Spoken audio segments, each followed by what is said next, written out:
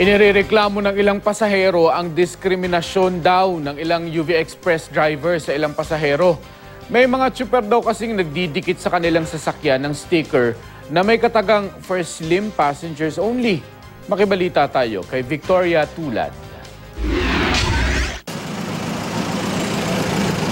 Pinupa na ngayon ang ipinatutupad daw na patakaran ng ilang UV Express drivers sa kanilang mga pasahero.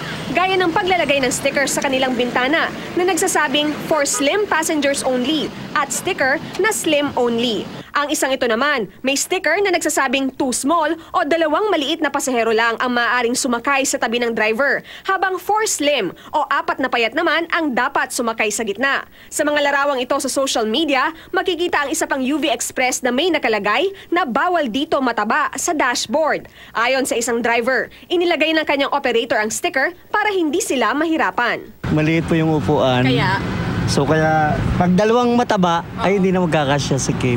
Paano po pag dalawang medyo malusog po ang sumakay? Pinapababa niyo po ba? Pinapalipat? Di naman. Ano pong ginagawa niyo? Di, pagkasya sila, di pwede. Ang ilang malulusog na pasahero, tutol sa paggamit ng mga UV Express sa mga naturang sticker, pati na sa parinig ng ilang driver na maniningil ng doble. Dapat pantay-pantay. Malusog, mapayat. Isahan lang kasi pare-pareho naman nagko-commute eh.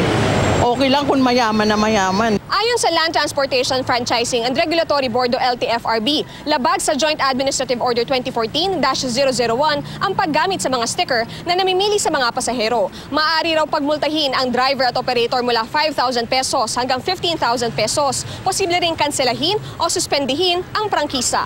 Na itong ginagawan to ay isang diskriminasyon. Yan hindi pwede sa public utility vehicle. Ang mga public utility vehicle, yan for hire, for passengers, for the public.